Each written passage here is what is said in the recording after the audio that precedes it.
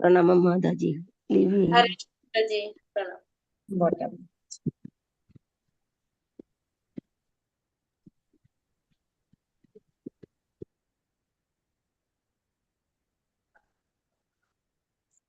हरे कृष्णा प्रणाम माता जी।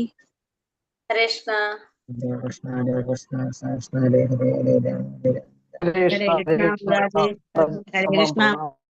हरे कृष्ण എല്ലാവർക്കും പ്രണാമം.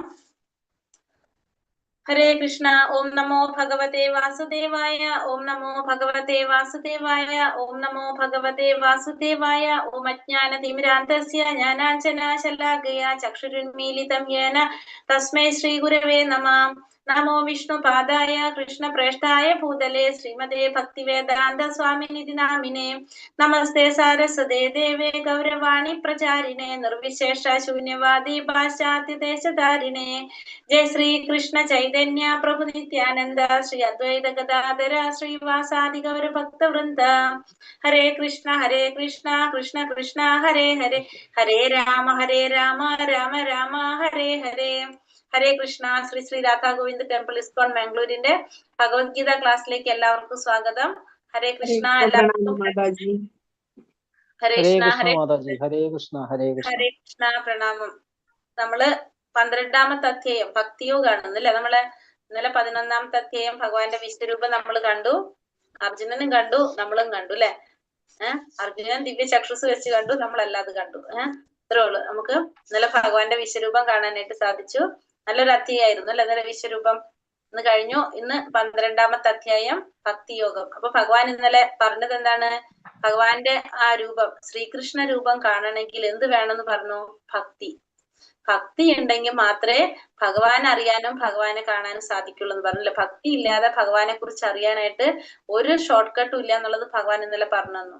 ഭക്തിയിലൂടെ മാത്രമേ ഭഗവാനെ അറിയാനായിട്ട് സാധിക്കുള്ളൂ. അപ്പൊ നമുക്ക് 9ാമത്തെ അധ്യായത്തിൽ അനന്യ ഭക്തിയെ കുറിച്ച് പറഞ്ഞിട്ടുണ്ടായിരുന്നു ഭഗവാൻ. അതായത് വേറെ ഒന്നുമില്ല, ഭഗവാനെ മാത്രം ശരണം പ്രാപിക്കുക. അതാണ് നമ്മൾ പറഞ്ഞല്ലേ. വേറെ ഒന്നിനെ കുറിച്ചും ചിന്തയില്ല. ആരെ മാത്രം? ഭഗവാനെ മാത്രം. അതാണ് അനന്യ ഭക്തി എന്ന് പറയുന്നത്. നമ്മള് എല്ലാ തരത്തിലും ഭഗവാനിലേക്ക് മാത്രം ശരണാഗതി പ്രാപിക്കുക. അതിനാണ് അനന്യ ഭക്തി എന്ന് പറയുന്നത്. അപ്പൊ ഈ 12ാമത്തെ അധ്യായത്തില് ഭക്തി യോഗത്തില് ഈ ഭക്തി എന്ന് പറയുന്നത് എന്താണ്, എങ്ങനെയൊക്കെ നമുക്ക് ചെയ്യാൻ സാധിക്കും, ഒരു ഭക്തന് വേണ്ട ക്വാളിറ്റീസ്, അല്ലെങ്കിൽ എങ്ങനെയുള്ള ഒരു വ്യക്തിയാണ് ഭക്തനാകുന്നത്. നമ്മൾ പറയും ഞാൻ ഭഗവാന്റെ ഭക്തനാണെന്ന് പറയണമെങ്കിൽ ആ ഭക്തന് കുറച്ച് യോഗ്യതകൾ വേണം. ഫസ്റ്റ് എന്ത് വേണം? ഭഗവാൻ പറയുന്നത് അനുസരിക്കണം. അങ്ങനെയുള്ളവരാണ് ആര്? ഭക്തൻ എന്ന് പറയുന്നത് അല്ലെ. നമ്മൾ മനസ്സിലാക്കി. അല്ലാതെ നമ്മളെ ഇഷ്ടത്തിന് ഭഗവാനെ കൊണ്ട് അഡ്ജസ്റ്റ് ചെയ്യിപ്പിക്കല്ല വേണ്ടത്. ഭഗവാന്റെ ഇഷ്ടത്തിന് എന്ത് ചെയ്യണം? നമ്മൾ അഡ്ജസ്റ്റ് ആവണം. അതാണ് എന്ത് വേണ്ടത്? ഭക്തിയിൽ വേണ്ടത്. നമ്മള് ഇഷ്ടമുള്ള കാര്യം നമ്മൾ ചെയ്യാതിരിക്കുക, നമുക്ക് ഇഷ്ടമില്ലാത്ത കാര്യം ചെയ്യുക. അതാണ് എന്ത്? ഭഗവാന് വേണ്ടി ചെയ്യുന്ന കാര്യങ്ങൾ എന്ന്. ത്യാഗം. ഭഗവാന് വേണ്ടി ചെയ്യുന്ന ത്യാഗങ്ങൾ എങ്ങനെയാണ്? നമുക്ക് ഇഷ്ടമുള്ളത് നമ്മൾ ചെയ്യാതിരിക്കണം. പിന്നെ ഭഗവാന് ഇഷ്ടം, നമുക്ക് ഇഷ്ടമില്ലാത്തത് നമ്മൾ ചെയ്യാൻ വേണം. അപ്പൊ നമുക്ക് ഇഷ്ടമില്ലാത്തത് നമ്മൾ ചെയ്യാന്ന് പറഞ്ഞത് എന്താണ്? നമുക്ക് ഇഷ്ടം ഉണ്ടായിട്ട് ചെയ്യണതല്ല. അപ്പൊ അത് ആർക്ക് വേണ്ടി ചെയ്യുന്നതാണ്? അത് ഭഗവാന് വേണ്ടി ചെയ്യുന്നതാണ്. പിന്നെ നമുക്ക് ഇഷ്ടമുള്ളത് നമ്മൾ ചെയ്യാതിരിക്കുക. അല്ലെ നമ്മൾ ഇഷ്ടമുള്ളത് നമുക്ക് വേണ്ടി ചെയ്യണതല്ല. ഇഷ്ടമുള്ളത് ചെയ്യാതിരിക്കുമ്പോഴോ അതും ആർക്ക് വേണ്ടിയാണ് ചെയ്യാതിരിക്കുന്നത്? ഭഗവാൻ. അപ്പോഴാണ് എന്ത് വരുന്നത്? യഥാർത്ഥത്തിലുള്ള ത്യാഗമാവുന്നത്. അങ്ങനെയാണ് നമ്മള് ഭഗവാനെ ഭക്തി ചെയ്യാനായിട്ട് നമ്മൾ എപ്പോഴും അങ്ങനെ ചിന്തിക്കേണ്ടത്. എപ്പോഴും നമുക്ക് വേണ്ടിയിട്ട് എല്ലാവർക്കും വേണ്ടി ചെയ്യുന്നത് ഭഗവാന് വേണ്ടിയിട്ടാണ് നമ്മളെല്ലാം പ്രവർത്തിക്കേണ്ടത്. അപ്പൊ എന്താണ് ഭക്തി, ആരാണ് ഭക്തൻ എന്നാണ് ഭഗവാൻ ഈ അധ്യായത്തില് നമുക്ക് പറഞ്ഞു തരുന്നത്. അപ്പൊ നമുക്ക് എങ്ങനെയാണ് ഭക്തി ചെയ്യേണ്ടതെന്നൊരു തീരുമാനം കറക്റ്റ് ആയിട്ട് കിട്ടിക്കഴിഞ്ഞാൽ പിന്നെ നമുക്ക് അത് ചെയ്താൽ മതി അല്ലെ.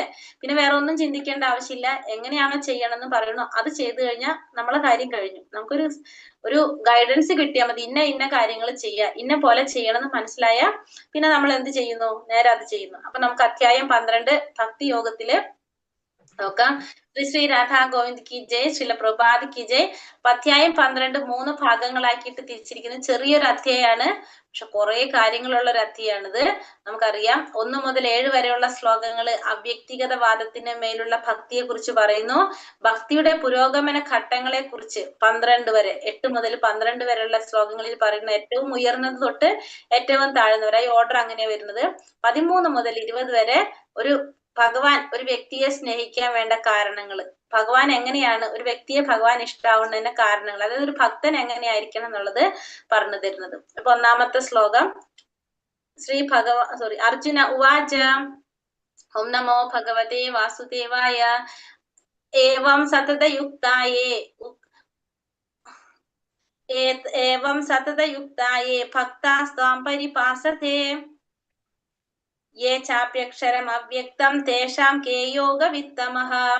അർജുനൻ ചോദിച്ചു, എല്ലാ സമയവും അങ്ങയുടെ ഭക്തി സേവനത്തിൽ തന്നെ ഉചിതമായി ഏർപ്പെട്ടു പോരുന്നവരാണോ, അതോ പ്രത്യക്ഷമല്ലാത്ത അവ്യക്ത ബ്രഹ്മത്തെ ഉപാസിക്കുന്നവരാണോ കൂടുതൽ പരിപൂർണതയുള്ളവർ? അപ്പൊ അർജുനൻ ഭഗവാനോട് ചോദിക്കാണ്, എല്ലാ സമയത്തും അങ്ങയുടെ ഭക്തി സേവനത്തിൽ ഉചിതമായിട്ട് ഏർപ്പെട്ടു പോരുന്നവരാണോ, അപ്പൊ എല്ലാ സമയവും അങ്ങയുടെ ഭക്തിയുത സേവനം ചെയ്യുന്നവരാണോ, അല്ലാത്ത പ്രത്യക്ഷമല്ലാത്ത അവ്യക്തിഗത ബ്രഹ്മം അവ്യക്ത ബ്രഹ്മത്തെ ഉപാസിക്കുന്നവര്, ആ ഭഗവാന്റെ ആ ബ്രഹ്മത്തെ ആരാധിക്കുന്നവരാണോ കൂടുതൽ പരിപൂർണതയുള്ളവര് എന്നാണ് ഇവിടെ അർജുനൻ ഭഗവാനോട് ചോദിക്കുന്നത്. പൊതുവെ ആധ്യാത്മികവാദികൾ രണ്ടു തരത്തിലുണ്ടാവും. ഒന്ന് അവ്യക്തിഗതവാദികളും രണ്ടാമത്തത് വ്യക്തിഗതവാദികളും. വ്യക്തിഗതവാദികളായിട്ടുള്ളവരെങ്ങനെയാണ്, ഭക്തൻ തന്റെ സർവസ്വവും ഭഗവാനെ ഉപയോഗിച്ച്, ഇപ്പൊ വ്യക്തിഗതവാദികൾ എന്ന് പറഞ്ഞാൽ അവരെന്താ ചെയ്യുന്നത്, ഭഗവാന്റെ വ്യക്തിഗതവാദിയായിട്ടുള്ള ഭക്തൻ തന്റെ സർവശക്തിയും ഉപയോഗിച്ച് പരമപുരുഷന്റെ സേവനത്തിൽ ഏർപ്പെട്ടുന്നു. അപ്പൊ രണ്ടു തരത്തിലുള്ള ആധ്യാത്മികവാദികൾ, ഒന്ന് വ്യക്തിവാദികള്, രണ്ട് അവ്യക്തിവാദികള്. വ്യക്തിവാദികൾ എന്താണ്, സർവശക്തിയും ഉപയോഗിച്ച് ഭഗവാന്റെ സേവനത്തിൽ ഏർപ്പെട്ടു പോരുന്നവരാണ് ആര്, വ്യക്തിഗതവാദികള്. അവ്യക്തികവാദികളും സേവനത്തിൽ ഏർപ്പെടുന്നുണ്ട്, പക്ഷെ നേരിട്ട് ഭഗവാനെ സേവിക്കുന്നില്ല. അവര് ആ ഭഗവാന്റെ ആ നിരാകാര ബ്രഹ്മത്തെയാണ് ധ്യാനിക്കുന്നത്. അപ്പൊ അവരെ സംബന്ധിച്ച് ഭഗവാൻ എന്ന് പറഞ്ഞ ഒരു പ്രകാശം മാത്രമാണ്. ആരെ സംബന്ധിച്ച്, അവ്യക്തിഗതവാദികളെ സംബന്ധിച്ച്. ശ്രീ ഭഗവാനുവാച മയ്യാവേശ്യമനോ യേ മാം നിത്യയുക്ത ഉപാസത്തെ ശ്രദ്ധായ പരയോപേതാസ്തേ മേ യുക്തതമോ മതഃ. പരമദിവ്യോത്തമ പുരുഷൻ പറഞ്ഞു, എന്റെ വ്യക്തി രൂപത്തിൽ തന്നെ മനസ്സുറപ്പിച്ച് അതീന്ദ്രിയമായ ദൃഢവിശ്വാസത്തോടെ എല്ലായ്പ്പോഴും എന്നെ ആരാധിക്കുന്നതിൽ മുഴുകിയിരിക്കുന്നവരാണ് ഏറ്റവും പരിപൂർണതയുള്ളവരെന്ന് ഞാൻ കരുതുന്നു. അപ്പൊ ഭഗവാൻ പറയാണ്, എന്റെ വ്യക്തി രൂപത്തിൽ തന്നെ മനസ്സുറപ്പിച്ചിട്ട് എന്നെ ദൃഢവിശ്വാസത്തോടെ എല്ലായ്പ്പോഴും ആരാധിക്കുന്നതിൽ മുഴുകിയിരിക്കുന്നവരാണ്. അപ്പൊ ഭഗവാന്റെ വ്യക്തി രൂപത്തില് ഭഗവാനെ ആരാധിക്കുന്നവരാണ് ഏറ്റവും പരിപൂർണതയുള്ളവരെന്ന് ഭഗവാൻ പറയാണ് ഇവിടെ. അപ്പൊ ഭഗവാനെ വ്യക്തി രൂപത്തിൽ ആരാധിക്കുന്നതാണ് പരിപൂർണതയുള്ളതെന്ന് ഭഗവാൻ ഇവിടെ പറഞ്ഞു തരാണ്. എന്നിട്ട് പിന്നെ ഭഗവാൻ എന്താ പറയുന്നത് ഇവിടെ, ഏതോക്ഷരമനിർദ്ദേശ്യം അവ്യക്തം പരിഭാസത്തെ സർവത്രാഗമ ചിന്യം ച കുടസ്ഥാമചലം ധ്രുവം സംനിയമ്യേന്ദ്രിയഗ്രാമം സർവത്ര സമബുദ്ധയഃ തേ പ്രാപ്നുവന്തി മാമേവ സർവഭൂതാഹിതേ രതഃ.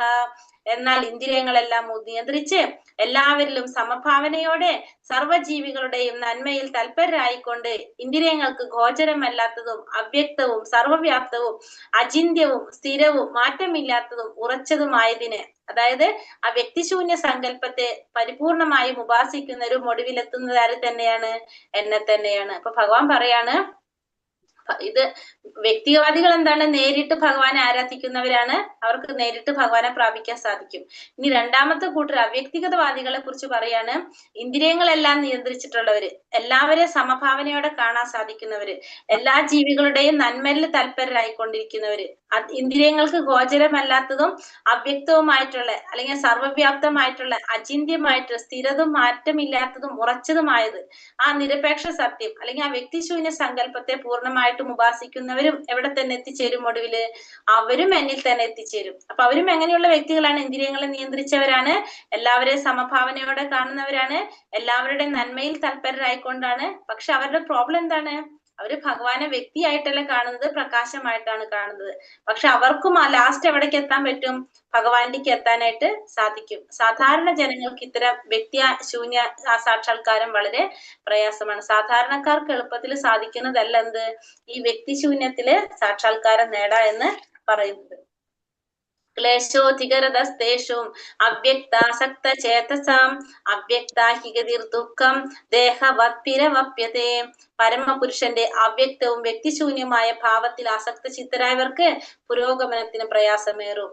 ശാരീരികൾക്ക് ഈ വഴിക്കുള്ള മുന്നേറ്റം സദാ ദുഷ്കരമാണ്. അപ്പൊ ഭഗവാന്റെ ആ അവ്യക്തമായ അവ്യക്ത ഭാവത്തില്, ആ വ്യക്തിശൂന്യ ഭാവത്തിൽ ആസക്ത ചിത്തരായവർക്ക് എന്താണ്, അവർക്ക് പുരോഗമനത്തിന് പ്രയാസമായിരിക്കും. ശാരീരികൾക്കാണെങ്കിലോ ഈ വഴിക്കുള്ള മുന്നേറ്റം സദാ ദുഷ്കരമാണ്. അപ്പൊ ശാരീരിക ബോധത്തിലുള്ളവരെ കുറിച്ച് ചിന്തിക്കേ വേണ്ട. അല്ലാത്തവരെ കുറിച്ച് പറയാണ്, അവർക്കും എങ്ങനെയാണ് ഈ ഭഗവാന്റെ അവ്യക്തമായ ഭാവത്തില് ഉള്ളവന് പ്രയാസം കൂടുതലാണ് പുരോഗമനത്തിന്. കാരണം വ്യക്തഭാവത്തിലല്ലല്ല, അവ്യക്ത ഭാവത്തിലാണ്. അപ്പൊ അതുകൊണ്ട് തന്നെ നമുക്ക് എന്താണ്, നമുക്ക് വ്യക്തമായിട്ട് ഒരു രൂപമാണെങ്കിൽ നമ്മുടെ മനസ്സിൽ അത് പതിയും. പക്ഷെ പ്രകാശം എങ്ങനെയാണ്, അത് നമ്മളെ മനസ്സിൽ പതിയാനൊന്നുമില്ല. അപ്പൊ അതുകൊണ്ട് നമുക്ക് അതിലേക്ക് എങ്ങനെയാണ് സാധ്യത കുറവാണ്, പ്രയാസം കൂടുതലാണത്. തെരുവിൽ പലയിടത്തും തപാൽ പെട്ടികൾ കാണാം. ഇതിനൊരു ഉദാഹരണം, സാമാന്യമായിട്ടൊരു ഉദാഹരണം, തെരുവിൽ പലയിടത്തും തപാൽ പെട്ടികൾ കാണാം. ഇവയിൽ നമ്മൾ കൊണ്ടുപോയിടുന്ന കത്തുകൾ സ്വാഭാവികമായി നിഷ്പ്രയാസം ഉദ്ദിഷ്ട സ്ഥാനങ്ങളിൽ എത്തുന്നു. എന്നാൽ തപാൽ പെട്ടികൾ എന്ന് ആധികാരികമായി പ്രഖ്യാപിക്കാത്ത ഏതെങ്കിലും പഴയ പെട്ടികളിലൂടെ നമുക്ക് എന്ത് ചെയ്യാൻ സാധിക്കില്ല, ഈ പ്രക്രിയ നടത്താനാവില്ല. അംഗീകൃതമായിട്ടുള്ള പ്രാതിനിധ്യമുള്ള ഒരു വിഗ്രഹ രൂപം ഭഗവാനുണ്ട്. അതിനെയാണ് അർച്ചാവിഗ്രഹം എന്ന് പറയുന്നത്. ഈ അർച്ചാവിഗ്രഹം എന്ന് പറയുന്നത് ഭഗവാന്റെ അവതാരമാണ്. ഈശ്വരൻ അതിലൂടെ സേവനത്തെ സ്വീകരിക്കുന്നു. അവിടെ ഒരു പറയുന്നത് എന്തിനെ കുറിച്ചാ പറയുന്നത്, ഇവിടെ ഭഗവാന്റെ നമ്മൾ പറഞ്ഞില്ലേ വ്യക്തിഭാവത്തെ കുറിച്ച് പറയുന്നത്. അപ്പൊ നമുക്കറിയാം ആ വ്യക്തിഭാവം നമുക്ക് ഈ കലിയുഗത്തില് ഈ ഭൗതിക ലോകത്ത് നമുക്ക് ഭഗവാനെ കാണാൻ സാധിക്കില്ല. കാരണം നമ്മുടെ ഇന്ദ്രിയങ്ങൾ അപൂർണമാണ്. അപ്പൊ അതാണ് നമുക്ക് ഇവിടെ എന്ത് മനസ്സിലാക്കി തരുന്നത്, ഭഗവാൻ പല സ്ഥലത്തും എന്തുണ്ട്, നമുക്ക് ഇപ്പൊ വിഗ്രഹങ്ങൾ, അതായത് അമ്പലങ്ങളുണ്ട്, ഇപ്പൊ അർച്ചാ വിഗ്രഹങ്ങളുണ്ട്. അതെന്താണ് പറയണത്, പല സ്ഥലത്തും തപാൽ പെട്ടികൾ കാണാം. അതിൽ കൊണ്ടിടുന്ന കത്തുകൾ സ്വാഭാവികമായിട്ടും നിഷ്പ്രയാസം തന്നെ എവിടേക്ക് എത്തും, അത് ആ വിചാരിച്ച സ്ഥലങ്ങൾ എവിടെയാണ് അഡ്രസ് എഴുതിയിരിക്കുന്നത് അവിടേക്ക് അത് കിട്ടും. പക്ഷെ നമുക്ക് തപാൽ പെട്ടികളാണെന്ന് ആധികാരികമായിട്ട് പ്രഖ്യാപിക്കാത്ത പെട്ടികളിൽ ഏറ്റിട്ടാലോ അത് അവിടെ കിടക്കും, അത് എവിടേക്കും കിട്ടില്ല. അതേപോലെയാണ് എന്ത് ഭഗവാന്റെ അർച്ചാ വിഗ്രഹത്തെ കുറിച്ച് പറയുന്നത്. അംഗീകൃത പ്രാതിനിധ്യമുള്ള ഒരു വിഗ്രഹ രൂപം അതിനുണ്ട്, ഭഗവാനുണ്ട്. അതിനെയാണ് അർച്ചാ വിഗ്രഹം എന്ന് പറയുന്നത്. അംഗീകൃതമായ പ്രാതിനിധ്യമുള്ള ഒരു വിഗ്രഹ രൂപം അത് ഈശ്വരനുണ്ട്. അതിനെയാണ് അർച്ചാ വിഗ്രഹം എന്ന് പറയുന്നത്. അർച്ചാ വിഗ്രഹം എന്ന് പറയുന്നത് ഭഗവാൻ തന്നെ, ഭഗവാന്റെ അവതാരമാണ്. ഭഗവാൻ അതിലൂടെ സേവനത്തെ സ്വീകരിക്കുന്നു. അപ്പൊ നമുക്ക് അർച്ചാ വിഗ്രഹങ്ങൾ എന്ന് പറഞ്ഞാൽ ഭഗവാന്റെ തന്നെ, നമുക്ക് എന്താണ് ശരിക്കും ഭഗവാൻ നമ്മളെ മുന്നിൽ വന്നു നിന്നാൽ നമുക്ക് ഭഗവാനെ കാണാൻ സാധിക്കില്ല. അപ്പൊ നമുക്ക് ഭഗവാനെ കാണാവുന്ന മനസ്സിലാക്കുന്ന രീതിയിൽ ഉള്ള ഭഗവാന്റെ ആ പ്രാതിനിധ്യം വഹിക്കുന്ന രൂപം, അതാണ് എന്ത് വിഗ്രഹ രൂപം, അവതാരങ്ങൾ എന്ന് പറയുന്നത്. അർച്ചാ വിഗ്രഹം എന്ന് പറയുന്നത് ആ വിഗ്രഹ രൂപങ്ങളാണ് അർച്ചാ വിഗ്രഹങ്ങൾ എന്ന് പറയുന്നത്. അപ്പൊ അതായത് ഭഗവാന്റെ നമുക്ക് നമ്മുടെ ഇന്ദ്രിയങ്ങൾ കൊണ്ട് മനസ്സിലാക്കാൻ സാധിക്കാവുന്ന വിധത്തില് ഈ ഭൗതികമായിട്ടുള്ള മൂലകങ്ങൾ കൊണ്ട് നിർമ്മിച്ചതാണ് എന്ത് ഈ അർച്ചാ വിഗ്രഹങ്ങൾ. അത് ഭഗവാന്റെ തന്നെ എന്ത് വഹിക്കുന്നതാണ്, പ്രാതിനിധ്യം വഹിക്കുന്നതാണ്, ഭഗവാന്റെ തന്നെ അവതാരമാണത്. ഭഗവാൻ അർച്ചാ വിഗ്രഹത്തിന് സമർപ്പിക്കുന്നതൊക്കെ ആർക്കാണ് കിട്ടുന്നത്, ഭഗവാനിലേക്ക് തന്നെ എത്തും. കാരണം അർച്ചാ വിഗ്രഹം എന്ന് പറയുന്നത് ഭഗവാന്റെ അവതാരം. അപ്പൊ നമുക്ക് മനസ്സിലാക്കാൻ വേണ്ടിയിട്ട് ഈ ഭൗതികമായ മൂലകങ്ങൾ കൊണ്ട് സൃഷ്ടിച്ചതാണ്, നിർമ്മിച്ചതാണ് എന്ത് ഈ അർച്ചാ വിഗ്രഹങ്ങൾ എന്ന് പറയുന്നത്. ഭഗവാന്റെ തന്നെ അവതാരമാണത്. ആ അർച്ചാ വിഗ്രഹങ്ങളിലൂടെ ഭഗവാൻ എന്ത് ചെയ്യും, നമ്മുടെ സേവനത്തെ സ്വീകരിക്കും. അതാണ് തപാൽ പെട്ടിയുടെ ഉദാഹരണം അവിടെ പറയുന്നത്. യേതു സർവാണി കർമാണി മയി സന്യസ്യ മത്പരഃ അനന്യേനൈവ യോഗേന മാം ധ്യായന്ത ഉപാസത്തെ തേഷാമഹം സമുദ്ധർത്ത മൃത്യു സംസാര സാഗരാത് ഭവാമീന ചിരാത് പാർത്ഥ മയ്യാവേശിത ചേതസാം. ഹേ പാർത്ഥ, എന്നാൽ എന്നെ എല്ലായ്പ്പോഴും ധനിച്ചുകൊണ്ട് സർവകർമ്മങ്ങളും എനിക്കായി അർപ്പിച്ച് എന്നിൽ മനസ്സ് അചഞ്ചലമായി ഊന്നിക്കൊണ്ട് ഭക്തിയുടെ സേവനത്തിൽ ഏർപ്പെട്ടു പോരുന്നവരെ ഞാൻ വേഗത്തിൽ ജനന മരണങ്ങളുടെ സമുദ്രത്തിൽ നിന്ന് കയറ്റും. അപ്പോ എന്താ പറഞ്ഞത്, എല്ലായ്പ്പോഴും എന്നെ ധ്യാനിക്കുക, എല്ലാ കർമ്മങ്ങളും എനിക്കായിട്ട് സമർപ്പിക്കുക, മനസ്സ് അചഞ്ചലമായിട്ട് ഊന്നിക്കൊണ്ട് ഭക്തിയുടെ സേവനത്തിൽ ഏർപ്പെട്ടു പോരുന്നവര്, അങ്ങനെയുള്ളവരെ ഞാൻ എന്ത് ചെയ്യും, വളരെ വേഗത്തിൽ തന്നെ ജനന മരണങ്ങളുടെ സമുദ്രത്തിൽ നിന്ന് എല്ലാവരെയും കരകയറ്റും എന്നാണ് പറയുന്നത്. അപ്പൊ എപ്പോഴും ഭഗവാനെ ധ്യാനിച്ച് സർവകർമ്മങ്ങളും ഭഗവാന് സമർപ്പിച്ച് മനസ്സ് അചഞ്ചലമായിട്ട് ഭഗവാനിൽ മാത്രം ഭക്തിയുടെ സേവനത്തിൽ ചെയ്തുകൊണ്ട് പോകുന്നവരെ ഭഗവാൻ എന്ത് ചെയ്യും, ജനന മരണങ്ങളുടെ സമുദ്രത്തിൽ നിന്ന് ഭഗവാൻ അവരെ കയറ്റും. ഒരു ശിശു പൂർണ്ണമായും അച്ഛനമ്മമാരുടെ ചുമതലയിലാണ്, അതുകൊണ്ട് അതിന്റെ സ്ഥിതി സുരക്ഷിതവുമാണ്. അതുപോലെ തന്നെ ഒരു ഭക്തൻ മറ്റു ഗ്രഹങ്ങളിൽ പ്രവേശിക്കാൻ യോഗ്യാഭ്യാസന പരിശീലനം ആവശ്യമില്ല. കാരുണ്യാതിരേകത്താൽ ഭഗവാന് സ്വയം ഗരുഡ വാഹനത്തിലേറി വന്ന് അയാളെ ഭൗതികതയിൽ നിന്നും മോചിപ്പിക്കാം. സമുദ്രത്തിൽ വീണുപോയ ഒരാൾക്ക് എത്ര തന്നെ പാടുപെട്ടാലും നല്ലൊരു നീന്തൽക്കാരനാണെങ്കിൽ പോലും രക്ഷപ്പെടാൻ കഴിഞ്ഞില്ലെന്ന് വരാം. എന്നാൽ മറ്റൊരാൾ വെള്ളത്തിൽ നിന്ന് പൊക്കിയെടുക്കുകയാണെങ്കിൽ വളരെ എളുപ്പത്തിൽ രക്ഷപ്പെടും. എന്താ പറയണത്, നമുക്ക് ഇവിടുന്ന് ഈ ഭൗതിക ലോകത്ത് നിന്ന് ആത്മീയ ലോകത്തിലേക്ക് പോകാനായിട്ട് നമുക്ക് എന്താണ് പറയണത്, നമ്മള് ഭഗവാന് സേവനം ചെയ്യാ, ഭഗവാനെ എപ്പോഴും കീർത്തിച്ചു കൊണ്ടിരിക്കുക, ഭഗവത് സേവനങ്ങൾ ചെയ്തുകൊണ്ടിരിക്കുകയാണെങ്കിൽ നമുക്ക് എന്തിട്ട് അതിൽ അവിടേക്ക് പ്രവേശിക്കാനായിട്ട് നമുക്ക് വേറെ പരിശീലനത്തിന്റെ ഒന്നും ആവശ്യമില്ല. കാരണം എന്താണ്, ഭഗവാൻ തന്നെ വന്നിട്ട് ഗരുഡ വാഹനത്തിൽ വന്നിട്ട് നമ്മളെ ഭൗതികതയിൽ നിന്ന് മോചിപ്പിക്കും. ഭഗവാൻ സ്വയം വന്നിട്ട് എന്നാ പറഞ്ഞ, ഭഗവാന്റെ കാരുണ്യം അത്രയാണ്. നമ്മള് എന്ത് മാത്രം ചെയ്താൽ മതി, ഭഗവാന് സേവനം ചെയ്തുകൊണ്ടിരിക്കുക, ഭക്തിയുടെ സേവനം ചെയ്തുകൊണ്ടിരിക്കുകയാണെങ്കിൽ നമുക്ക് പ്രത്യേകം പരിശീലനം ആവശ്യമില്ല. ഈ ഭൗതിക ലോകത്തുനിന്ന് ആത്മീയ ലോകത്തിലേക്ക് പോകാൻ ആര് തന്നെ കൊണ്ടുപോകും, ഭഗവാൻ സ്വയം ഗരുഡ വാഹനത്തിൽ വന്ന് നമ്മളെ ഇവിടെ നിന്ന് മോചിപ്പിക്കും. അതെന്താ പറഞ്ഞത്, ഒരു സമുദ്രത്തിൽ വീണ് പോയി കഴിഞ്ഞാൽ എത്ര വലിയ നീന്തൽക്കാരനാണെങ്കിലും നീന്തി രക്ഷപ്പെടാൻ കഴിഞ്ഞില്ലെന്ന് വരെ, പക്ഷെ ഒരാള് വെള്ളത്തിൽ നിന്ന് പൊക്കിയെടുത്തു കഴിഞ്ഞാലോ നമ്മൾ വളരെ എളുപ്പത്തിൽ രക്ഷപ്പെടും. അതേപോലെയാണ് ഭഗവാൻ നമ്മളെ ഈ ജനന മരണ ചക്രത്തിൽ നിന്ന് നമ്മളെ രക്ഷിക്കുന്നത്. ഇനി അടുത്തത് എന്താ പറഞ്ഞത്, ആ ഭക്തിയെ കുറിച്ച് പറയാണ്. ഭക്തിയുടെ പുരോഗമന ഘട്ടങ്ങൾ ഏറ്റവും ഉയർന്ന മുതൽ താഴ്ന്നത് വരെ. അപ്പൊ 8, 9, 10, 11, 12 അതാണ് ഭക്തിയുടെ ഘട്ടങ്ങൾ പറയുന്നത്. ഏതൊക്കെയാണ്? ഒന്ന്, ഭഗവാനിൽ മനസ്സുറപ്പിച്ച് ബുദ്ധിയെ വ്യാപരിപ്പിക്കുക.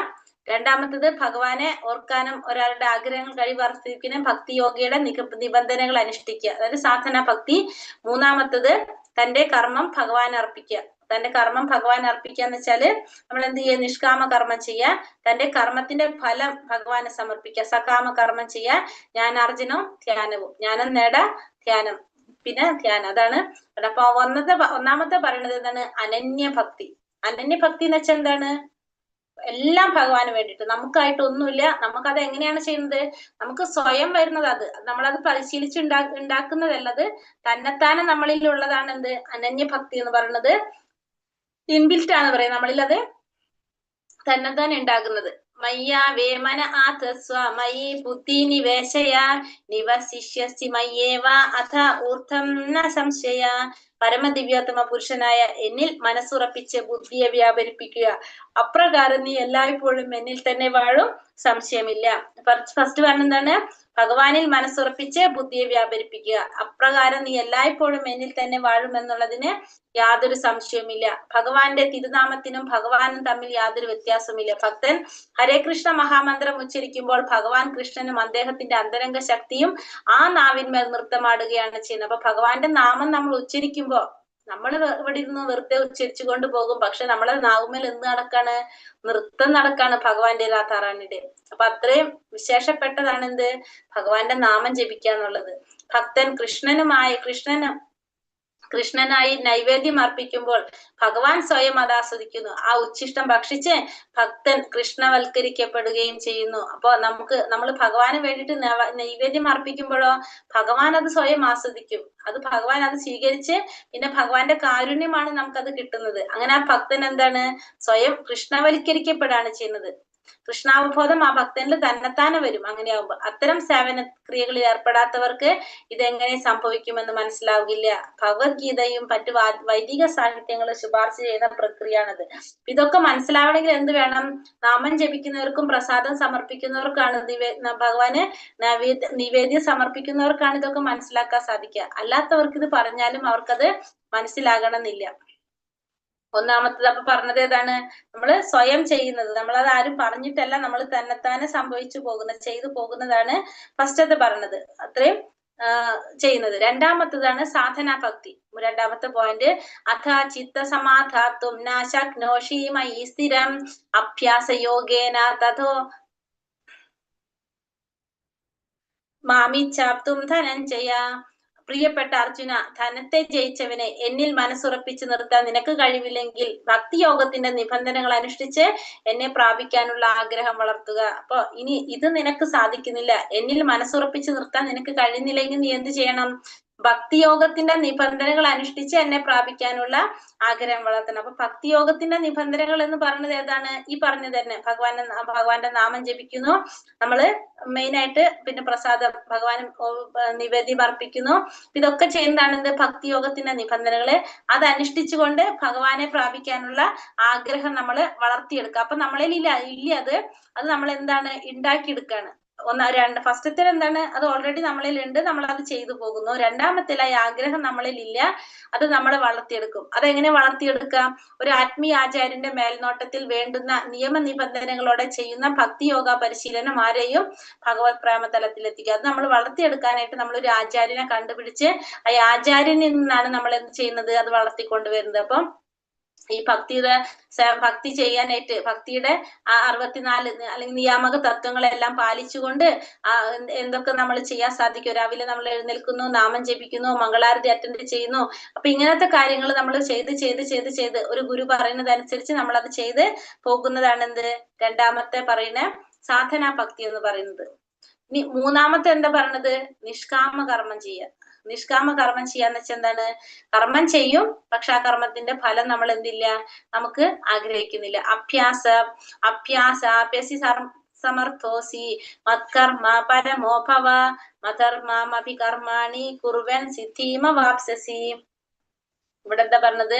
ഭക്തിയോഗത്തിന് വേണ്ടുന്ന നിബന്ധനകൾ അനുഷ്ഠിക്കാൻ നിനക്ക് കഴിവില്ലെങ്കിൽ എനിക്ക് വേണ്ടി പ്രവർത്തിക്കാൻ ശ്രമിക്കൂ. എനിക്കായി പ്രവർത്തിക്കുന്നത് കൊണ്ട് തന്നെ നീ പരിപൂർണതയിലെത്തും. അപ്പൊ ഭക്തിയോഗത്തിന്റെ നിബന്ധനകൾ അനുഷ്ഠിക്കാൻ നിനക്ക് കഴിയുന്നില്ലെങ്കിൽ നീ എന്ത് ചെയ്യണം?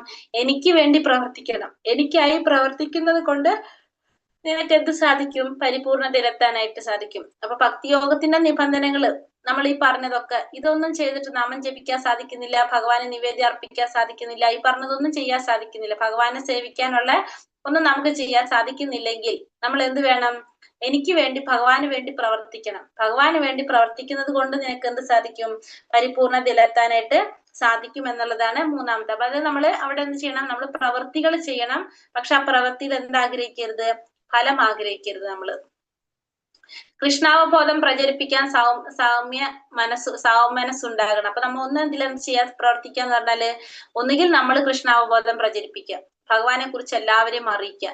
തന്റെ കർമ്മഫലങ്ങളെ ഉപേക്ഷിക്കാൻ സാധിക്കാത്ത പക്ഷം, ഇനി ആ കർമ്മത്തിന്റെ ഫലങ്ങൾ നമുക്ക് ഒഴിവാക്കാൻ സാധിക്കുന്നില്ലെങ്കിൽ അതിലൊരു ചെറിയ ശതമാനമെങ്കിലും കൃഷ്ണാവബോധം പ്രചരിപ്പിക്കാനായിട്ട് ചെലവാക്കാവുന്നതാണ്. കൃഷ്ണാവബോധത്തിന് വേണ്ടിയുള്ള ഈ സ്വമനസാലയുള്ള സേവനം ഈശ്വരപ്രേമത്തിന്റെ സമുന്നതിയിലെത്താനും പരിപൂർണത നേടാനും സാധിക്കും. പിന്നെ നമുക്ക് എന്ത് ചെയ്യാം? കൃഷ്ണാവബോധം പ്രചരിപ്പിക്കാൻ സഹായിക്കുന്ന വ്യക്തികളുണ്ടാവും, അല്ലെങ്കിൽ അത് ചെയ്യുന്ന വ്യക്തികളെ സഹായിക്കാം നമുക്ക്. ഓഫീസ് ഉണ്ടാക്കാനായിട്ട്, പിന്നെ അതുപോലെ തന്നെ അമ്പലങ്ങൾ പണിയാനായിട്ട്, പുസ്തകങ്ങൾ പ്രസിദ്ധീകരിക്കാനായിട്ട്, അത്തരത്തിലുള്ള സഹായങ്ങളൊക്കെ നമുക്ക് എന്ത് ചെയ്യാൻ സാധിക്കും? ചെയ്യാനായിട്ട് സാധിക്കും. അപ്പൊ മൂന്നാമത്തെ പറയുന്നതാണ് എന്ത്? നിഷ്കാമ കർമ്മ. കർമ്മത്തിന്റെ ഫലം നമ്മൾ സമർപ്പിക്കുക, നമ്മൾ പ്രവൃത്തി ചെയ്യുക. അവിടെ കൃഷ്ണാവബോധം പ്രചരിപ്പിക്കാൻ വേണ്ടിയിട്ട് ഡയറക്റ്റ് ആയിട്ടും ഇൻഡയറക്റ്റ് ആയിട്ടും പ്രവൃത്തികൾ ചെയ്യുന്നതാണ് എന്ത്? മൂന്നാമത്തേല് പറയുന്നത്. ഇനി നാലാമത്തെ പറയുന്നതാണ് സകാമ കർമ്മം ചെയ്യുക. സകാമ കർമ്മം ചെയ്യാന്ന് വെച്ചിട്ടുണ്ടെങ്കിൽ കർമ്മത്തിന്റെ ഫലം ത്യജിക്കുക. അതായത് അഥൈതാദപ്യശക്തോസി കർത്തുമത്യോഗമാശ്രിതഃ സർവകർമ്മ ഫലത്യാഗം തഥാ കുരു യഥാത്മവാൻ.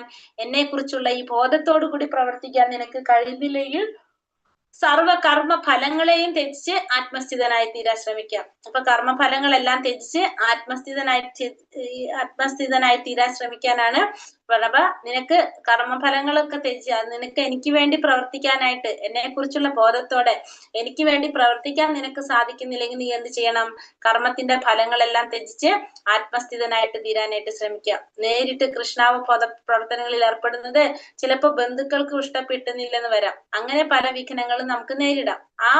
ഈ വിഷമഘട്ടങ്ങളിൽ ഒരാൾ ചെയ്യേണ്ടത് തന്റെ പ്രവർത്തികളുടെ സകല ഫലങ്ങളെയും ഏതെങ്കിലും ഒരു നല്ല കാര്യത്തിന് വേണ്ടി ഉപയോഗിക്കാൻ ശ്രമിക്കുക എന്നുള്ളതാണ്. അപ്പൊ ചിലവർക്ക് ഇഷ്ടം ഉണ്ടാവില്ല, വീട്ടിലുള്ളവർക്കൊന്നും എന്ത് ഇഷ്ടമാവണമെന്നില്ല, കൃഷ്ണാവബോധത്തിൽ പ്രവർത്തിക്കുന്നത് ഇഷ്ടമാവണമെന്നില്ല ബന്ധുക്കൾക്കൊന്നും.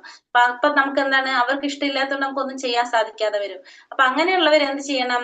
നമ്മൾ ചെയ്യുന്ന കർമ്മത്തിന്റെ ഫലങ്ങള്, നമുക്ക് കിട്ടുന്ന കർമ്മഫലം ഉണ്ടല്ലോ, അത് നമ്മള് നല്ല രീതിയിലുള്ള കാര്യങ്ങൾക്ക്, ഇപ്പൊ ആശുപത്രികള് പണിയാനായിട്ട്, അല്ലെങ്കിൽ ആശുപത്രികളില്, പിന്നെ അതുപോലെ തന്നെ പിന്നെന്താണ് നമുക്ക് പറയാം, സാമൂഹ്യ സേവന പ്രവർത്തനങ്ങള്, അത്തരത്തിലുള്ള പ്രവർത്തനങ്ങൾക്ക് വേണ്ടിയിട്ട് നമ്മൾ എന്ത് ചെയ്യാം?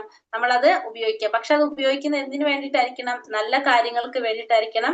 നമ്മൾ ആ കൊടുക്കുന്ന സ്ഥലവും അത്തരത്തിലുള്ളതായിരിക്കണം. അങ്ങനെയുള്ള കാര്യങ്ങൾക്ക് വേണ്ടിയിട്ട് നമ്മൾ ഉപയോഗിക്കാം. അതാണ് ഇപ്പൊ നമ്മൾ എന്ത് ചെയ്യും? നാലാമത്തെ നമ്മൾ പറയുന്നത് സകാമ കർമ്മം നമ്മൾ ചെയ്യുന്നത്. ഇനി അഞ്ചാമത്തെ നമ്മൾ എന്താ പറഞ്ഞത്? ജ്ഞാനം നേടാൻ ശ്രമിക്കുക, അല്ലെ? ശ്രേയോ ഹി ജ്ഞാനം അഭ്യാസാത് ജ്ഞാനാധ്യാനം വിശിഷ്യതേ ധ്യാനാത് കർമ്മ ഫലത്യാഗ ത്യാഗാചാതീരനന്തരം. ഇനി അതും നിനക്ക് ചെയ്യാൻ സാധിക്കില്ലെങ്കിൽ നിനക്ക് എന്ത് ചെയ്യാം? ജ്ഞാനം നേടാനായിട്ട് ശ്രമിക്കാം. ജ്ഞാനം നേടുമ്പോ എന്താണ്? ജ്ഞാനം നേടാൻ ശ്രമിക്കുക, ജ്ഞാനാർജനത്തിന് ശ്രമിക്കുക. അപ്പൊ ജ്ഞാനത്തെക്കാൾ ശ്രേഷ്ഠമായിട്ടുള്ളതാണ് എന്ത്? ധ്യാനം. ധ്യാനത്തെക്കാൾ വിശിഷ്ടമാണെന്ത്? കർമ്മത്തിന്റെ ഫലങ്ങൾ ത്യജിക്കുക. അപ്പൊ എന്തെന്നാൽ നമുക്ക് എന്ത് സാധിക്കും? മനഃശാന്തി ലഭിക്കും. ത്യാഗം ചെയ്യുന്നത് കൊണ്ട് തന്നെ മനഃശാന്തി ലഭിക്കും. അപ്പൊ നമുക്ക് അഞ്ചാമത്തെ കാര്യം പറഞ്ഞ എന്താണ്? ജ്ഞാനം നേടാൻ ശ്രമിക്കുക. ജ്ഞാനത്തെക്കാൾ ശ്രേഷ്ഠമാണ് ധ്യാനം. ധ്യാനത്തിലൂടെ നമുക്ക് എന്ത് സാധിക്കും? ആ പരമാത്മാവിനെ സാക്ഷാത്കരിക്കാനായിട്ട് സാധിക്കും. മനഃശാന്തി നേടാനും നമുക്ക് സാധിക്കും. അപ്പൊ ഈ 5 തരത്തിൽ നമുക്ക് എന്ത് ചെയ്യാം? ഭക്തി ചെയ്യാൻ. അപ്പൊ ഓരോരോ സ്റ്റെപ്പുകളായിട്ട് പറഞ്ഞുകൊണ്ടിരിക്കണം. ഏറ്റവും ആദ്യം പറഞ്ഞത് ഏറ്റവും ശ്രേഷ്ഠമായത്, അങ്ങനെ അങ്ങനെ അങ്ങനെ അതിന്റെ ഇത് കുറഞ്ഞുകൊണ്ടിരിക്കുക. അപ്പൊ നമ്മള് ഫസ്റ്റത്തെ നമ്മൾ പറഞ്ഞു മനസ്സിനെ ഭഗവാനിൽ ഉറപ്പിച്ച് ബുദ്ധിയെ വ്യാപരിപ്പിക്കാൻ പറഞ്ഞു. അതായത് ഫസ്റ്റത്തെ അനന്യ ഭക്തി. രണ്ടാമത്തെ നമ്മൾ എന്താ പറഞ്ഞത്?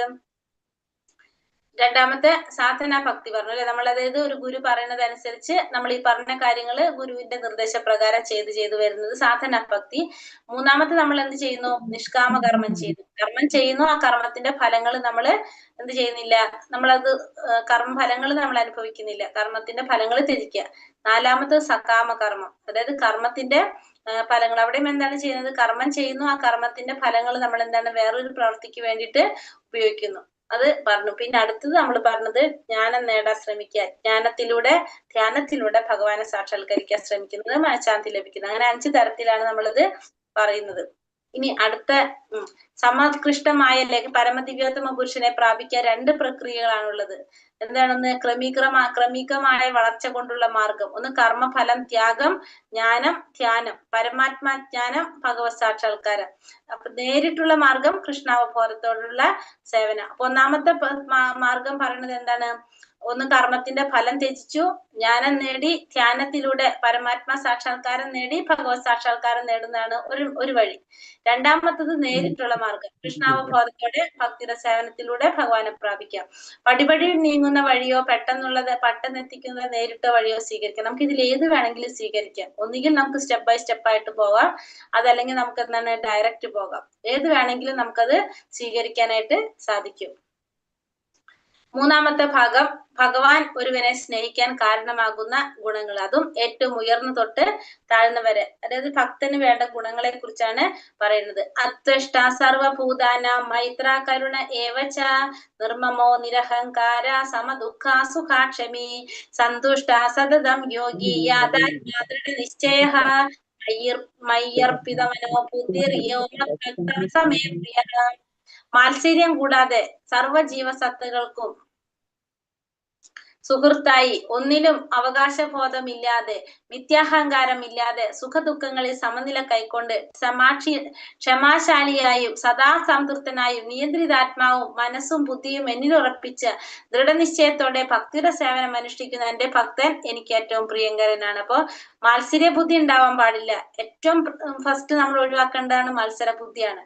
സർവ്വജീവാത്മാക്കളുടെ സുഹൃത്തായിട്ട്, ഒന്നിലും അവകാശബോധം ഇല്ലാതെ, മിഥ്യമായ അഹങ്കാരം, ഇതെല്ലാം എന്റേതാണ്, ഞാനാണ് ഇതിന്റെ സർവസ്വം എന്നൊന്നും ചിന്തിക്കാതെ, അത് അങ്ങനെ ഒരു അഹങ്കാരം ഇല്ലാതെ, സുഖദുഃഖങ്ങളെല്ലാം സമനിലയിൽ കൈക്കൊണ്ട്, ക്ഷമാശാലിയായിട്ട്, സദാ സംതൃപ്തനായിട്ട്, നിയന്ത്രിതാത്മാവുമായിട്ട്, മനസ്സും ബുദ്ധിയും ഭഗവാനിൽ ഉറപ്പിച്ച് ദൃഢനിശ്ചയത്തോടെ ഭക്തിയുടെ സേവനം ചെയ്യുന്ന ആ വ്യക്തി ആരാണ്?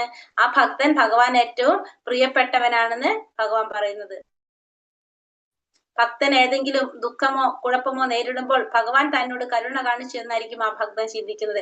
താൻ ചെയ്തു പോയ തെറ്റുകൾ ഓർക്കുമ്പോൾ ഇതിനേക്കാളും എത്രയധികം ക്ലേശങ്ങളാണ് എനിക്ക് നേരിടേണ്ടത്, ഭഗവത് കാരുണ്യത്തിൽ എനിക്ക് കിട്ടിയ ശിക്ഷ എത്രയോ തുച്ഛമാണ്, കിട്ടേണ്ടുന്ന എല്ലാ ശിക്ഷയും എനിക്ക് കിട്ടാത്തത് ഭഗവാന്റെ കാരുണ്യം കൊണ്ട് തന്നെയാണ്. അപ്പൊ നമുക്ക് നമ്മളെ ജീവിതത്തിൽ എന്തെങ്കിലുമൊക്കെ പ്രോബ്ലംസ് ഉണ്ടാകാം, നമ്മൾ നേരിടേണ്ടി വരും. അപ്പൊ ഒരു ഭക്തൻ എപ്പോഴും എന്താ ചിന്തിക്കുന്നത്? ഭഗവാൻ എന്നോട് കാരുണ്യം കാണിച്ചു, ഇതിനേക്കാളും വലുത് വരേണ്ടത് ഭഗവാൻ എന്താക്കി ചെറുതാക്കി തന്നതായിരിക്കും ആര് ചിന്തിക്കുക? ഭക്തന്മാര് ചിന്തിക്കുക. മാത്രമല്ല, ഞാൻ എന്തൊക്കെ തെറ്റുകളാണ് ചെയ്തിട്ടുള്ളത്, ആ തെറ്റിന് എനിക്ക് തന്നിരിക്കുന്ന ശിക്ഷ എന്ന് പറയുന്നത് വളരെ തുച്ഛമായിട്ടായിരിക്കും ആര് കാണുന്നത്?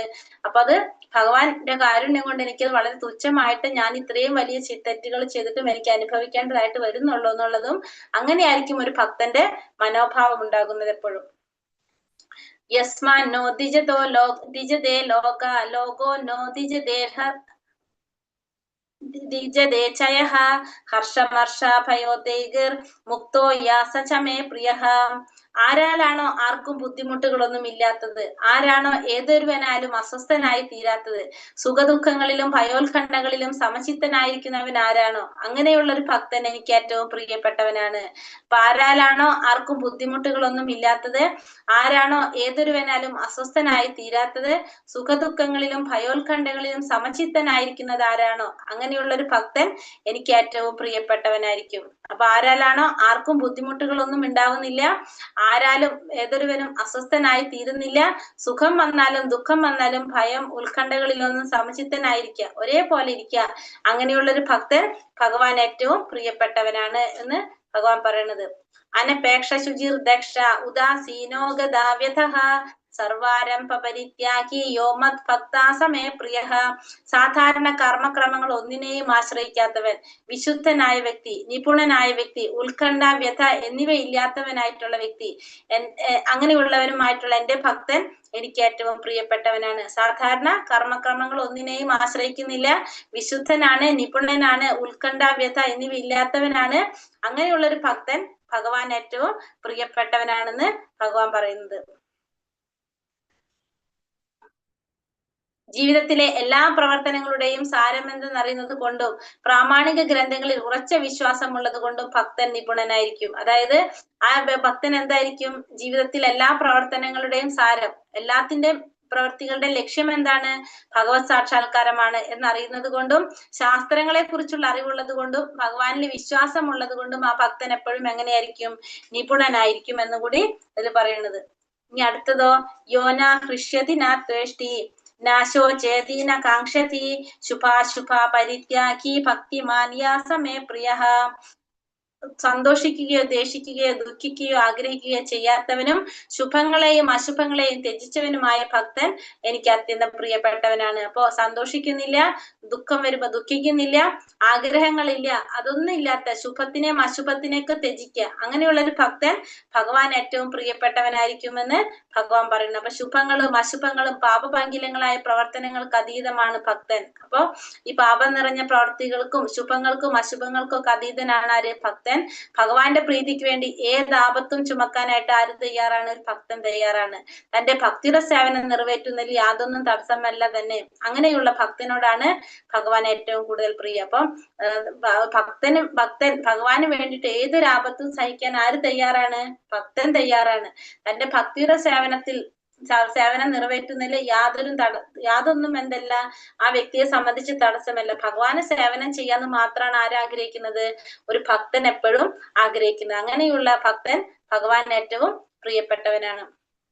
സമശത്രൗച്ച മിത്രേച്ച തഥാ മാനാപമാനയോഃ ശീതോഷ്ണ സുഖ ദുഃഖേഷു സമസംഗാവിവർജിതഃ തുല്യ നിന്ദാസ്തുതിർ മൗനി സന്തുഷ്ടോ യേന കേനചിത് അനികേത സ്ഥിരമതിർ ഭക്തിമാൻ മേ പ്രിയോ നരഃ. ശത്രുക്കളിലും മിത്രങ്ങളിലും സമഭാവനയോടെ മാനാപമാനങ്ങൾ, ശീതോഷ്ണങ്ങൾ, സുഖദുഃഖങ്ങൾ, ആദരവും അനാദരവും, യശസ് ദുഷ്കീർത്തി എന്നീ ദ്വന്ദ്ങ്ങളെ ഒരേ വിധം കൈക്കൊണ്ട് അസത്സംഗത്തിൽ നിന്നും എല്ലായ്പ്പോഴും മുക്തനും മൗനിയും ജ്ഞാനത്തിൽ ഉറച്ചവനും സദാ സംതൃപ്തനുമായ ഗാർഹിക ബോധം ഉപേക്ഷിച്ച ഭക്തിയുടെ സേവനത്തിൽ ഏർപ്പെട്ടിരിക്കുന്ന ഭക്തൻ എനിക്ക് ഏറ്റവും പ്രിയങ്കരപ്പെട്ടവനാണ്. അപ്പൊ ശത്രുക്കളെ മിത്രങ്ങളെ സമഭാവനയോടെ കാണാം. മാനാപമാനങ്ങള്, ശീതോഷ്ണങ്ങള്, സുഖദുഃഖങ്ങള്, ആദരവ് അനാദരവ്, യശസ് ദുഷ്കീർത്തി എന്നീ ദ്വന്ദ്ങ്ങളെല്ലാം ഒരേ വിധം കൈക്കൊള്ളാം. അസത് സംഘത്തിൽ നിന്നും എല്ലായ്പ്പോഴും മുക്തൻ, അസത് സംഘത്തിൽ നിന്ന് എല്ലായ്പ്പോഴും മുക്തനാണ്, മൗനിയാണ്, ജ്ഞാനത്തിൽ ഉറച്ചവനാണ്, സദാ സംതൃപ്തനുമായിരിക്കും ആ വ്യക്തി. അങ്ങനെ ഗാർഹിക ബോധം ഉപേക്ഷിച്ച് ഭക്തിയുടെ സേവനത്തിൽ ഏർപ്പെട്ടിരിക്കുന്ന ഭക്തൻ എങ്ങനെയായിരിക്കും, ഭഗവാൻ ഏറ്റവും പ്രിയപ്പെട്ടവനായിരിക്കും. അപ്പൊ എല്ലാവരെയും സമഭാവനയോടെ കാണുന്നു. ശത്രുക്കളായാലും മിത്രങ്ങളായാലും ആ വ്യക്തി ഒരാൾ മാനിച്ചാലും അപമാനിച്ചാലും, ശീതവും ഉഷ്ണവും സുഖവും ദുഃഖവും, ആദരവ് അനാദരവ് കാണിക്കുക, യശസ് ദുഷ്കീർത്തി എല്ലാത്തിനെയും ഒരേപോലെ കാണാം. അങ്ങനെയുള്ള ഭക്തൻ എങ്ങനെയുള്ളവരാണ്, ഭഗവാൻ ഏറ്റവും പ്രിയപ്പെട്ടവനാണെന്ന് ഭഗവാൻ പറയുന്നു. സദ്ഗുണങ്ങളില്ലാത്ത ഒരാൾ വിശുദ്ധ ഭക്തനാവില്ല. അപ്പൊ ഭക്തനാവണമെങ്കിൽ എന്ത് വേണം, സദ്ഗുണങ്ങൾ വേണം. ഹരാവ ഭക്തസ്യ കുതോ മഹത് ഗുണ. ഭക്തൻ സദ്ഗുണ സമ്പന്നനാണ്. ഭക്തനല്ലാത്തവന് നല്ല ഗുണങ്ങളൊന്നുമില്ല. അപ്പൊ ഒരു ഭക്തൻ എങ്ങനെയാണ്? സദ്ഗുണ സമ്പന്നനായിരിക്കും. ഭക്തനല്ലാത്തവൻ ഒരിക്കലും എന്തുണ്ടാവില്ല? നല്ല ഗുണങ്ങൾ ഉണ്ടാവില്ല. ഭക്തൻ എന്നറിയപ്പെടണമെങ്കിൽ ആ ഗുണങ്ങൾ നമ്മൾ വളർത്തിയെടുക്കണം. അപ്പൊ നമ്മൾ എങ്ങനെയാ വേണ്ടത്? നമ്മുടെ ഗുണങ്ങൾ വളർത്തിയെടുത്താലേ നമ്മൾ ആരാകുള്ളൂ? ഭക്തനാകുള്ളൂ. അതിനുവേണ്ടി ഒരാൾ കരുതി കൂട്ടി പ്രവർത്തിക്കേണ്ടതില്ല. കൃഷ്ണാവബോധത്തോടെ ഭക്തിയുത സേവനത്തില് ഭഗവത് സേവനത്തിൽ ഏർപ്പെടുന്ന തന്നെ വിശിഷ്ട ഗുണങ്ങൾ വളർത്താൻ സ്വാഭാവികമായി സഹായിക്കും. അപ്പൊ നമ്മള് ഇത് കഷ്ടപ്പെട്ട് വളർത്തിയെടുക്കേണ്ടതല്ല ഈ ഗുണങ്ങൾ. അതെങ്ങനെയാണ്? കൃഷ്ണാവബോധത്തോടെ പ്രവർത്തിക്കുക, ഭഗവത് സേവനം ചെയ്തുകൊണ്ടിരുന്ന തന്നെത്താനെ വളർന്നു വരുന്നതാണ് ഈ ഗുണങ്ങളെല്ലാം. നമ്മൾ അതിനൊന്നും വളർത്തിയെടുക്കേണ്ട ആവശ്യമില്ല. ആ ഗുണങ്ങൾ ഉണ്ടായാൽ മാത്രമേ ആ വ്യക്തി ആരാകുന്നുള്ളൂ? ഒരു ഭക്തനാകുന്നുള്ളൂ. േതുർമ്യാമൃതാമിതം യഥോക്തം പരിപാസത്തെ ശ്രദ്ധധാന മത്പരമാ ഭക്താസ്തേതീവ മേ പ്രിയ. നാശരഹിതമായി ഭക്തിയുടെ സേവന മാർഗം പിന്തുടർന്ന് എന്നെ പരമലക്ഷ്യമാക്കിക്കൊണ്ട് വിശ്വാസത്തോടു കൂടി പൂർണ്ണമായും എന്നിൽ മുഴുകുന്നവൻ എനിക്ക് ഏറ്റവും പ്രിയപ്പെട്ടവനാണ്. അപ്പോ ഈ ഭക്തിയുടെ സേവന മാർഗം എന്ന് പറയുന്നത് എന്താണത്? നാശരഹിതമാണ്. നാശമില്ലാത്തതാണ് എന്ത്? ഭക്തിയുടെ സേവന മാർഗം. അതിനെ പിന്തുടർന്നുകൊണ്ട് ഭഗവാനെ പരമ ലക്ഷ്യമാക്കി വിശ്വാസത്തോടു കൂടി പൂർണ്ണമായിട്ടും ഭഗവാനിൽ മുഴുകുന്നവൻ എങ്ങനെയാണ്? ഭഗവാൻ ഏറ്റവും പ്രിയപ്പെട്ടവനാണ് എന്ന് ഭഗവാൻ പറയപ്പോ ഈ ഭക്തിയുടെ സേവനം എന്ന് പറയുന്നത് നാശരഹിതമാണ്. അതിനെ പിന്തുടർന്ന് ഭഗവാനെ പരമലക്ഷ്യമാക്കി വിശ്വാസത്തോടു കൂടി പൂർണ്ണമായിട്ടും ഭഗവാനിൽ മുഴുകുന്നവൻ ഭഗവാൻ ഏറ്റവും പ്രിയപ്പെട്ടവനാണെന്ന് ഭഗവാൻ ഇവിടെ പറയുന്നത്. ഒരു വിശുദ്ധ ഭക്തനെ കണ്ടുമുട്ടാത്തിടത്തോളം കാലം ഈ അവ്യക്തഗതി ഭാവം പ്രയോജനകരമാണ്. ഭക്തനെ കണ്ടുകിട്ടാത്തിടത്തോളം കാലം ഈ വ്യക്തിഗത ഭാവം പ്രയോജനകരമാണ്. നിരപേക്ഷ സത്യത്തെ അവ്യക്തിഗതമായി സങ്കല്പിക്കുന്ന ഒരാൾ ഫലം ഉദ്ദേശിക്കാതെ കർമ്മം അനുഷ്ഠിക്കുകയും ധ്യാനിക്കുകയും ശരീരത്തെയും ആത്മാവിനെയും കുറിച്ചുള്ള അറിവ് നേടാൻ ശ്രമിക്കുകയും ചെയ്യും. ഒരു ശുദ്ധ ഭക്തന്റെ സാമീപ്യമില്ലെന്നിരിക്കെ ഇത് അത്യാവശ്യമാണ്. ഭാഗ്യവശാൽ കൃഷ്ണാവബോധം നേടി പവിത്രമായ ഭഗവത് ഭക്തി സേവനത്തിൽ ഏർപ്പെടാൻ ആഗ്രഹം ഉദിച്ചാൽ ആത്മസാക്ഷാത്കാരത്തിലേക്ക് ഇങ്ങനെ പടിപടിയായി മുന്നേറേണ്ടതില്ല. ഭഗവത്ഗീതയുടെ മധ്യത്തിലുള്ള 6 അധ്യായങ്ങളിൽ വിവരിക്കപ്പെടുന്ന ഭക്തി സേവനമാണ് അവിടെ അനുയോജ്യമാവുക. അപ്പൊ ഒരു വിശുദ്ധ ഭക്തനെ കണ്ടുമുട്ടത്തിടത്തോളം കാലം ഈ അവ്യക്തിഗത ഭാവം എങ്ങനെയാണ്? അത് പ്രയോജനകരമാണ്. കാരണം നമുക്ക് ഒരു ഭക്തനെ കണ്ടുമുട്ടുമ്പോഴാണ് നമുക്ക് എന്ത് സാധിക്കുന്നത്? ഭക്തി പ്രാക്ടീസ് ചെയ്യാൻ നമുക്ക് സാധിക്കുന്നത്. ഒരു വിശുദ്ധ ഭക്തനിലൂടെ നമ്മൾ പറഞ്ഞ ഒരു സത്സംഗം വളരെ പ്രാധാന്യമുണ്ട്. ഒരു സാധു സംഘം അത് നമുക്ക് അത്യാവശ്യമാണ്. അപ്പൊ നിരപേക്ഷ സത്യത്തെ അവ്യക്തിഗതമായി സങ്കല്പിക്കുന്ന ഒരാൾ ഫലം ഉദ്ദേശിക്കാതെ കർമ്മം അനുഷ്ഠിക്കുകയും ധ്യാനിക്കുകയും ശരീരത്തിനെയും ആത്മാവിനെ കുറിച്ചുള്ള അറിവ് നേടാൻ ശ്രമിക്കുകയും ചെയ്യും. ഒരു ശുദ്ധ ഭക്തന്റെ സാമീപ്യം ഇല്ലെന്നിരിക്കെ നമുക്കതെന്താണ്? നമുക്കത് അത്യാവശ്യമാണ്. അപ്പൊ നമ്മള് എന്ത് ചെയ്യണം? നമുക്ക് ഭക്തിയിൽ മുന്നേറണമെങ്കിൽ നമുക്ക് എപ്പോഴും എന്ത് വേണം? ഒരു ശുദ്ധ ഭക്തന്റെ സാന്നിധ്യം അല്ലെങ്കിൽ സാമീപ്യം അത്യാവശ്യമാണ്. നമ്മൾ പറഞ്ഞില്ലേ, ഭക്തി ഒരിക്കലും നമുക്ക് എന്ത് ചെയ്യാൻ സാധിക്കില്ല, ഒറ്റയ്ക്ക് ചെയ്യാനായിട്ട് സാധിക്കില്ല. അതിന് നമുക്ക് എന്ത് വേണം?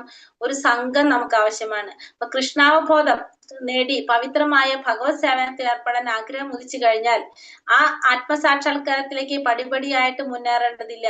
നമുക്ക് എങ്ങനെയാണ് നേരെ നമുക്ക് എന്ത് സാധിക്കും? ഭക്തിയുടെ സേവനത്തിലേക്ക് കടക്കാനായിട്ട്. അതിന് ഈ പടിപടിയായിട്ട് തന്നെ പോണെന്ന് യാതൊരു നിർബന്ധവും ഇല്ല. നമുക്ക് എന്ത് ചെയ്യാം? നേരിട്ട് നമുക്ക് എന്ത് ചെയ്യാൻ സാധിക്കും? ഭക്തി ചെയ്യാനായിട്ട് സാധിക്കും. അല്ലാതെ നമുക്ക് ഇങ്ങനെ ഓരോ സ്റ്റെപ്പായിട്ട് കയറി പോകേണ്ട ആവശ്യമില്ല. നമ്മൾ ആ ലിഫ്റ്റും സ്റ്റെപ്പ് കയറി പോകണം തമ്മിൽ അല്ലെ. നമുക്ക് നേരെ നമുക്ക് എന്ത് ചെയ്യാം? ഭക്തിയുടെ സേവനം നമുക്ക് ചെയ്യാനായിട്ട് സാധിക്കും. ഹരേ കൃഷ്ണ കൃഷ്ണ കൃഷ്ണ ഹരേ ഹരേ, ഹരേ രാമ രാമ രാമ ഹരേ ഹരേ. വഞ്ചാകൽപതരുഭ്യശ്ച കൃപാ സിന്ധോഭ്യവ ച പതിതാനാം പാവനേഭ്യോ വൈഷ്ണവേഭ്യോ നമോ നമഃ. അനന്ത കോടി വൈഷ്ണവവൃന്ദ की जय, श्रील प्रभुपाद की जय, गुरुदेव की जय, निताय गौर प्रेमानंदे. हरि हरि बोल. हरे कृष्णा.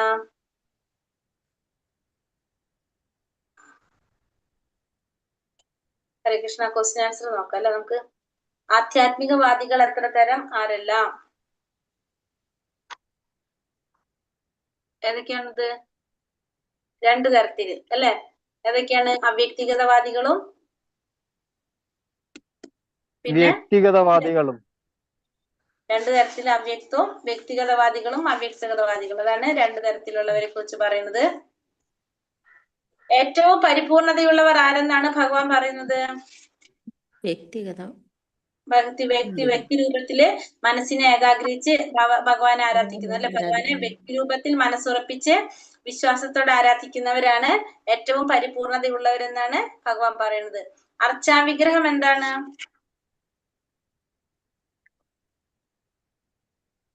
അർച്ചാ വിഗ്രഹം? അർച്ചാ ഭഗവാന്റെ വിഗ്രഹം എന്ന് രൂപത്തെ വെച്ചാൽ ഭഗവാന്റെ രൂപത്തെ ആരാധിക്കുകയും അംഗീകൃതമായിട്ടുള്ള ഒരു പ്രാതിനിധ്യ രൂപം, ഒരു ഈശ്വരന്റെ ഒരു പ്രാതിനിധ്യ രൂപമാണ് അർച്ചാ വിഗ്രഹം എന്ന് പറയുന്നത്. അല്ലെങ്കിൽ നമുക്കത് ഇത്തിരി കൂടി ഇതാക്കി മനസ്സിലാക്കാൻ വേണമെങ്കിൽ പറയാം, നമുക്ക് മനസ്സിലാക്കാവുന്ന രീതിയിൽ. നമുക്കിപ്പോ ഭഗവാനെ നമുക്ക് കാണാൻ സാധിക്കില്ല അല്ലെ, പക്ഷെ നമുക്ക് കാണാവുന്ന രീതിയിൽ ഈ ഭൗതികമായിട്ടുള്ള മൂലകങ്ങൾ കൊണ്ട് നിർമ്മിച്ച ഭഗവാന്റെ രൂപമാണെന്ത് അർച്ചാ വിഗ്രഹം എന്ന് പറയുന്നത്. അത് ഭഗവാന്റെ തന്നെ അംഗീകൃത പ്രാതിനിധ്യമുള്ളതാണ് അല്ലെ അവർ പറയുന്നത്. അർച്ചാ വിഗ്രഹം അംഗീകൃത പ്രാതിനിധ്യമുള്ള ഒരു വിഗ്രഹ രൂപമാണെന്ത് അർച്ചാ വിഗ്രഹം എന്ന് പറയുന്നത്. അർച്ചാ വിഗ്രഹത്തിൽ നമ്മൾ ചെയ്യുന്ന സേവനങ്ങളെല്ലാം ആർക്ക് കിട്ടും? ഭഗവാന് കിട്ടും. കാരണം അത് ഭഗവാൻ തന്നെ, ഭഗവാന്റെ പ്രാതിനിധ്യം വഹിക്കുന്നതാണ്. കാരണം ഈ ഭൗതിക പ്രപഞ്ചത്തില് അല്ലെങ്കിൽ യുഗത്തില് നമുക്ക് ഭഗവാനെ നമുക്ക് കാണാൻ സാധിക്കാത്തത് കൊണ്ട് ഭഗവാൻ ഏത് രൂപത്തിൽ അവതരിക്കുന്നു? അർച്ചാ വിഗ്രഹ രൂപത്തില് ഭഗവാൻ നമ്മളെ മുന്നില് കാണുന്നു എന്ന് മാത്രം. അതിനാണ് നമുക്ക് അവിടെ എന്ത് പറഞ്ഞത്? തപാൽ പെട്ടിയുടെ ഉദാഹരണം പറഞ്ഞു തന്നത്. കാരണം ആ തപാൽ പെട്ടിയിൽ അംഗീകൃതമായിട്ടുള്ള പെട്ടികൾ ഇട്ടാൽ സ്വാഭാവികമായിട്ട് ആ ലെറ്റർ എവിടത്തോടത്ത് എത്തും. അതേപോലെ തന്നെ നമ്മൾ ഭഗവാന്റെ പാദത്തിൽ അർച്ചാ വിഗ്രഹത്തിൽ അർപ്പിക്കുന്ന ഓരോ പൂക്കളും ആരിലേക്ക് എത്തുന്നത്? ഭഗവാനിലേക്കാണ് എത്തുന്നത്. ഭക്തിയുടെ പുരോഗമന ഘട്ടങ്ങൾ 8 മുതൽ 12 വരെ എന്താണത്?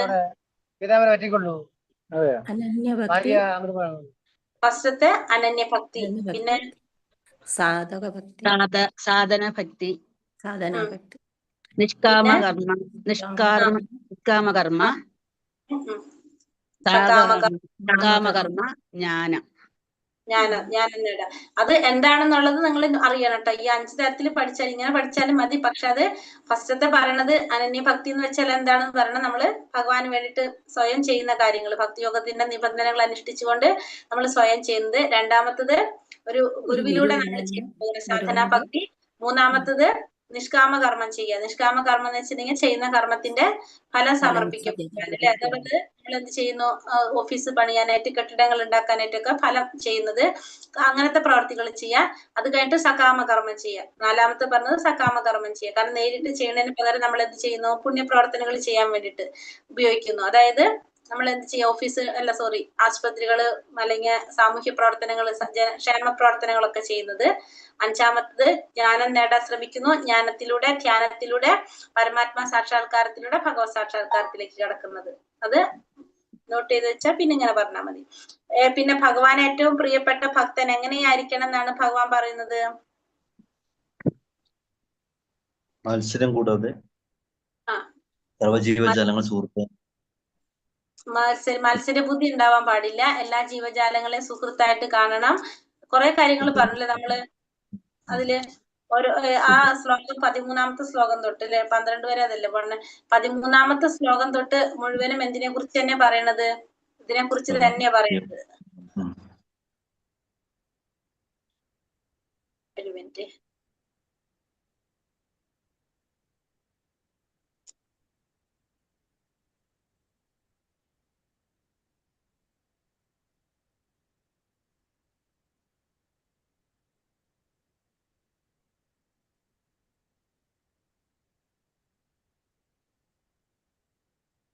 ഏതൊക്കെയാ പറഞ്ഞതവിടെ? അപ്പൊ ഭക്തന് മത്സരം കൂടാതെ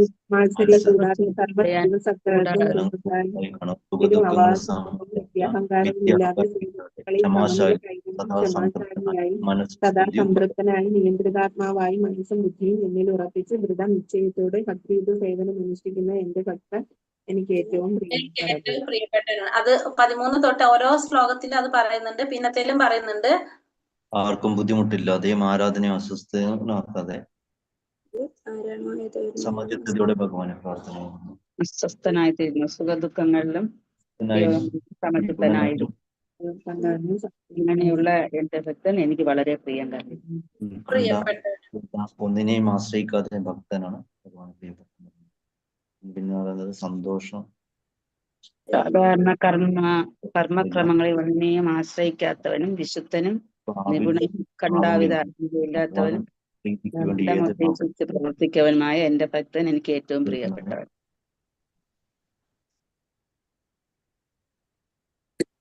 സന്തോഷിക്കുകയോ ദേഷിക്കുകയോ ദുഃഖിക്കുകയോ ആഗ്രഹിക്കുക ചെയ്യാത്തവനും ശുഭങ്ങളെയും അശുഭങ്ങളെയും ത്യജിച്ചവനുമായ ഭക്തൻ എനിക്ക് അത്യന്തം പ്രിയങ്കരനാണ്.